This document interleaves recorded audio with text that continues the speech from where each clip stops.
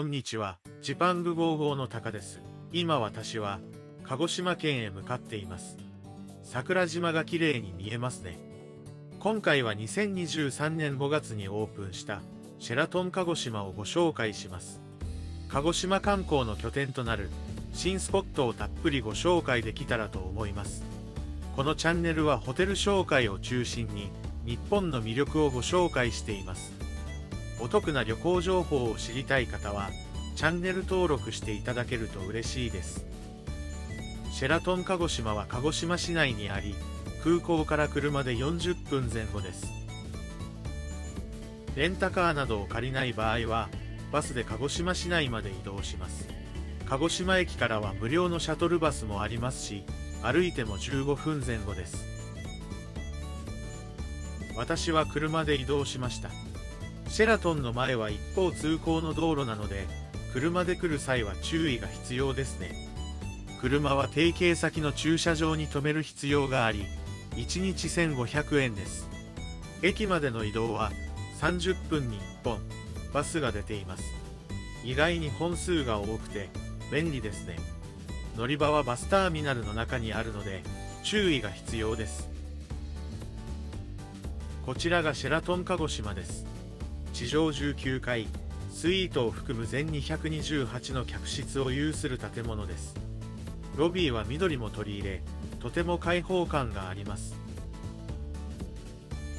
色合いもとてもおしゃれですね。席も広々しているので、待ち合わせなどにも良さそうです。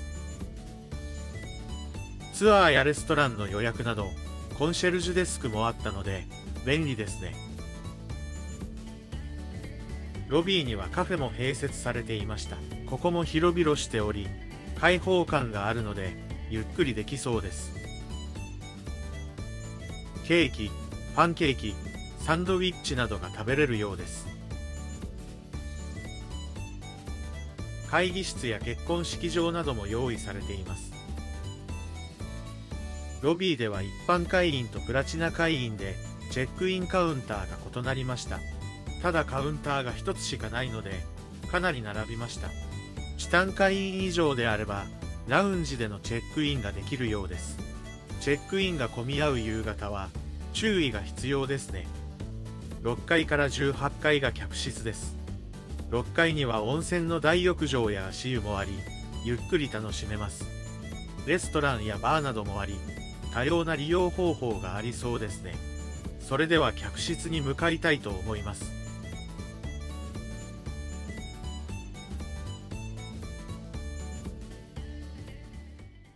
今回のお部屋はクラブラウンジがある18階です。お部屋はシティビューのツインです。本当は桜島が見えるお部屋にアップグレードの予定でしたが、満室になってしまい、ダメでした。それでは部屋に入りたいと思います。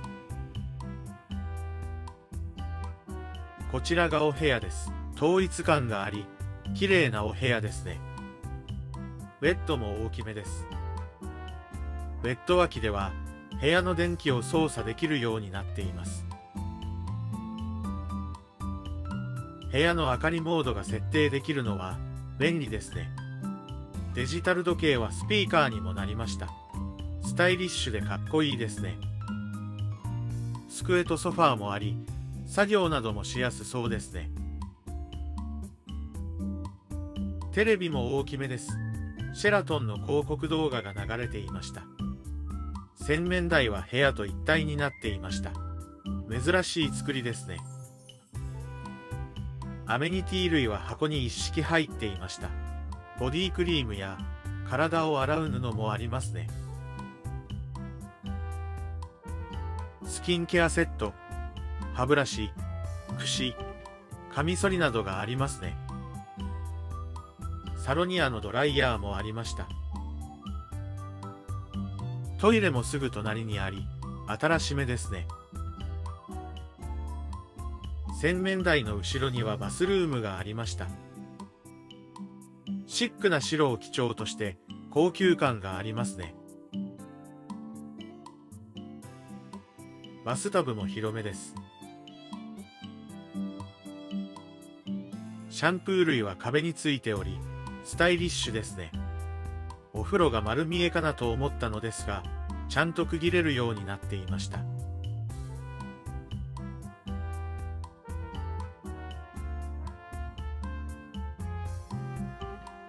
完全に見えなくなるので、これなら安心ですね。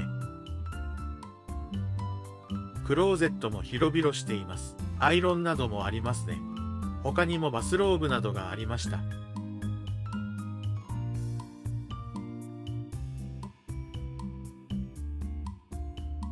引き出しには金庫やパジャマがありました。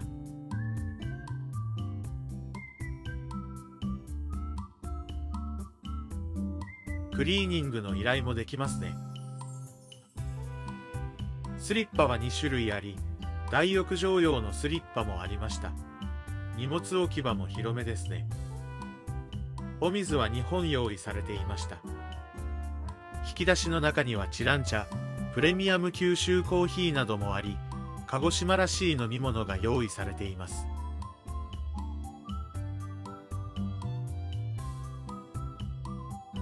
電気ケトルはデロンギが置いてありますね。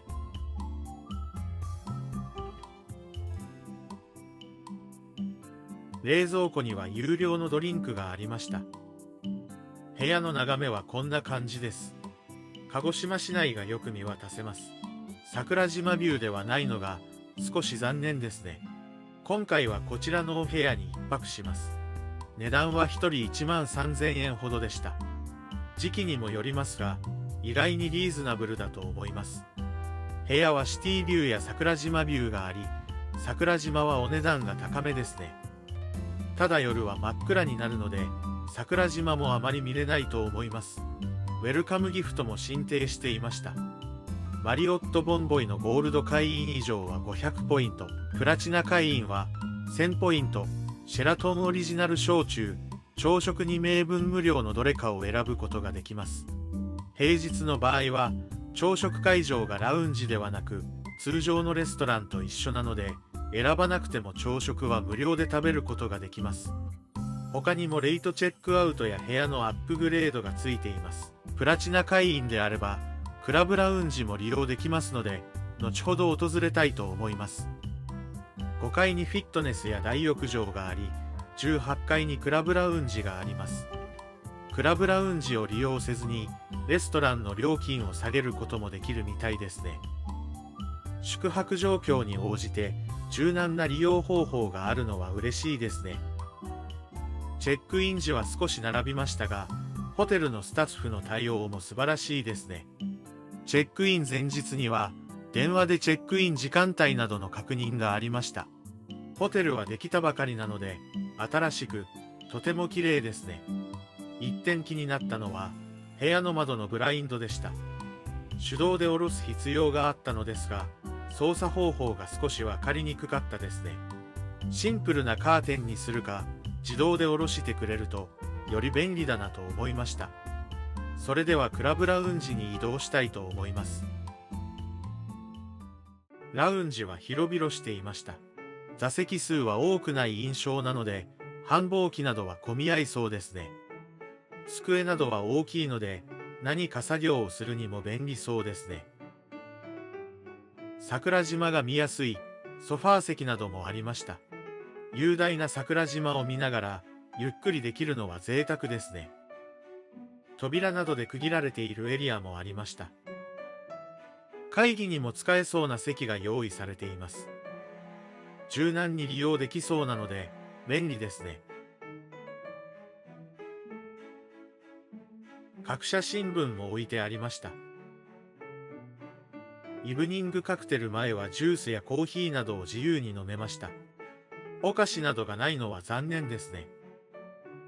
私はチェックインが遅かったので、イブニングカクテルの時間をメインで過ごしました。利用時間は2部制で、完全入れ替えになります。準備中は中に入れませんでした。桜島が見やすい席に座りたい場合は、早めに来た方がいいかもしれません。時間になったので食事をご紹介したいと思います。ハム、チーズ、生春巻き、バーニャカウダ、パン、ドライフルーツ、クラッカー、ポテト。温野菜、さつま揚げなどがあります。さつま揚げは西郷隆盛やシェラトンのマークが刻印されていますね。チキン、ナゲットなどもありますね。大きなシューマイもありました。フルーツやナッツなどもありますね。お酒はワイン、カクテル、ウイスキーなど各種用意がありました。鹿児島は焼酎が有名なので、銘柄も多いですね。紅茶やコーヒーなどもありました。冷蔵庫の中にはトニックウォーター、炭酸水、ビールなどがありました。マウンテンデュー、ペプシ、フルーツジュースなどもありました。席は桜島の見えるソファー席にしてもらいました。今日は晴れていて、とても眺めがいいですね。ワインを飲みながら、綺麗な桜島が見れるのはとても贅沢ですね。料理の種類は少なめでしたが、夕飯の代わりになるくらいには十分ありましたね。鹿児島名物のさつま揚げは、マークが入っており可愛らしいです。魚肉のすり身を油で揚げたかまぼこで、鹿児島では、つけ揚げとも呼んだりするそうです。さつま揚げの他には、焼酎があります。ウェルカムギフトで焼酎をくれるぐらいなので、焼酎がいかに鹿児島に根ざしているかわかりますね。ラウンジでは飲み比べなどもできるので、ぜひ試してみてください。桜島が綺麗に見える場所で、お酒を飲める機会も少ないと思います。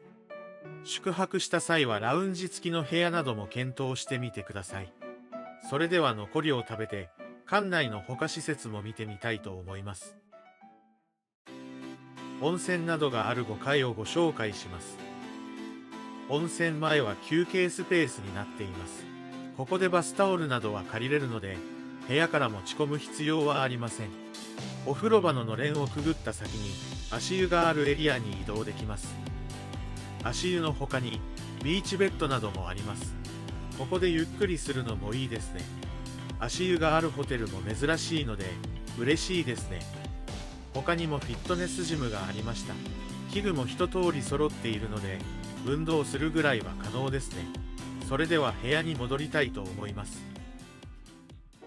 部屋に戻ってきました。外へ飲みに行っていたので少し帰りが遅くなってしまいました。鹿児島駅までバスも出ているので気軽に飲みに行くことができると思います。部屋からも多少夜景が見えますね。それでは今日はもう休んで明日に備えたいと思います。おはようございます。早速ビュッフェ形式の朝食会場に来ました。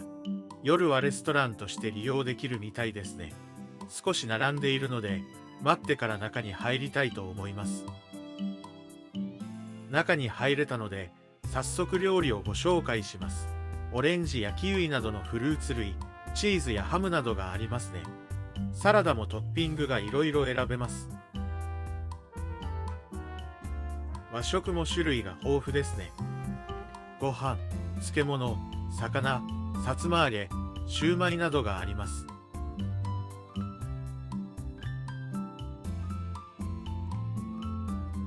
温野菜もありますね。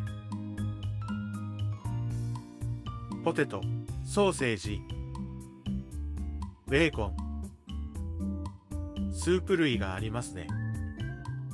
おかゆ、味噌汁などもあります。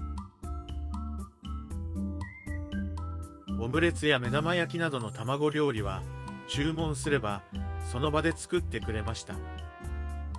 鶏飯なども自分でトッピングし食べれるようです。エッグベネディクト、カレーなどもあります。パンは種類が豊富ですね。菓子パンからプレーンパンまでいろいろありました。